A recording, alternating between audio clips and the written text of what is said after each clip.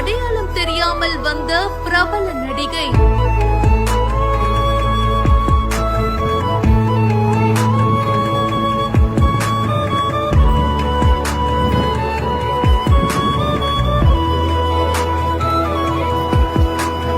மகனுடன் சாமி தரிசனம். அம்மா என் முகவரி நீ, அம்மா என் முதல் வரி நீ, அம்மா என் உயிரென்றும் நீ. வைரலாகும் வீடியோ. யார் அழைப்பது யார் குரல் இது?